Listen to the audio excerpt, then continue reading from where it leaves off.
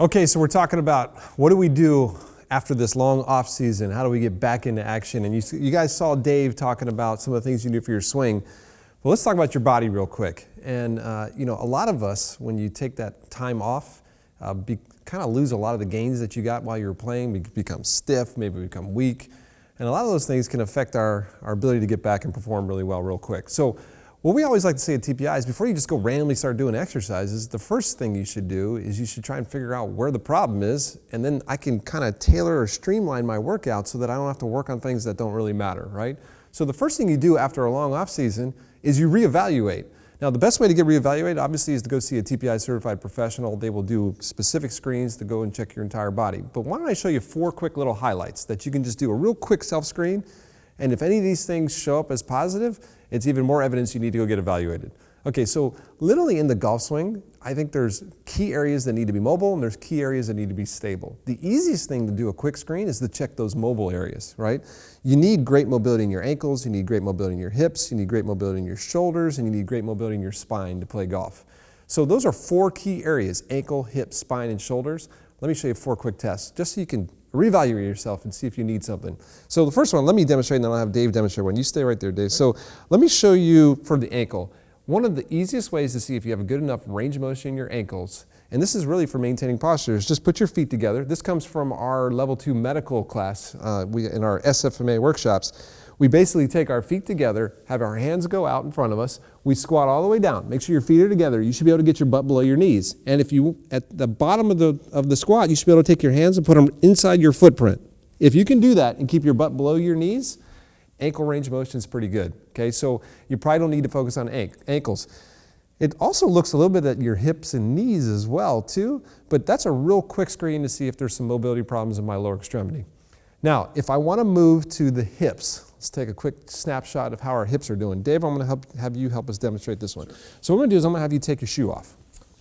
Okay, so literally sit in a chair. You want something where your hips and your knees are about 90 degrees. Now, if you take your shoe and you put your shoe out in front of your foot, so I'm going to line up the heel of Dave's shoe with his big toe, just like this. Now, Dave, I want you to take your hands between your knees. Perfect. So your feet are about pelvic width apart. From here, okay, and I've got my shoe lined up with his foot.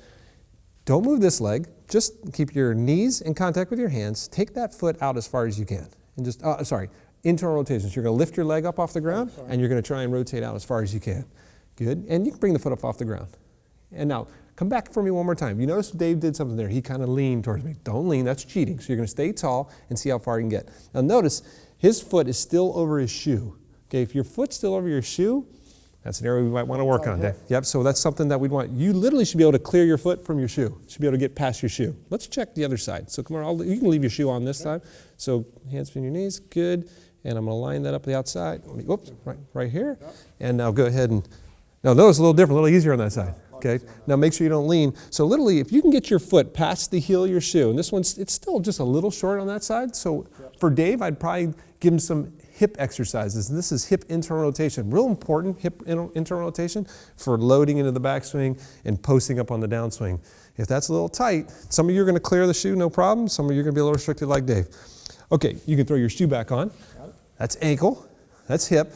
Now while we're seated right here, let's go ahead and check the spine. Now what I've got here is I've got 3 large white dowels.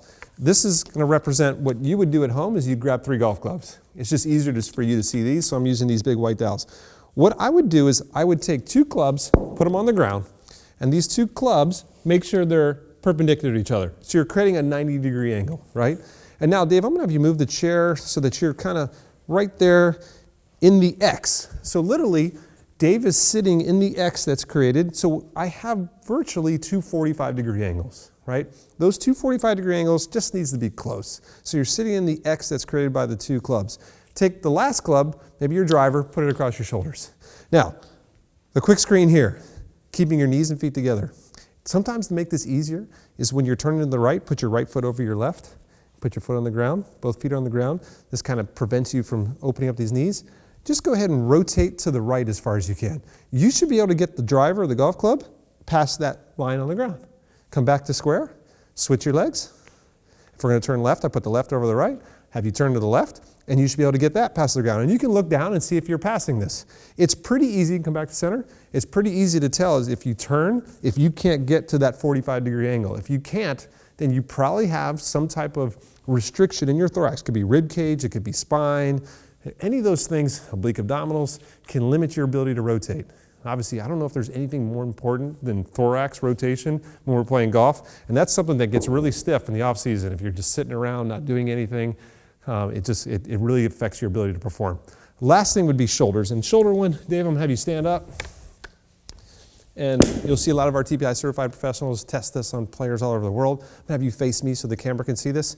Real quick, easy test you can check for your shoulders is get into your golf posture. So take like a 5-iron posture. From here, you're gonna do what we call 90-90. You're gonna take your shoulder to 90 degrees, elbow to 90 degrees, and you're gonna rotate that arm back as far as you can.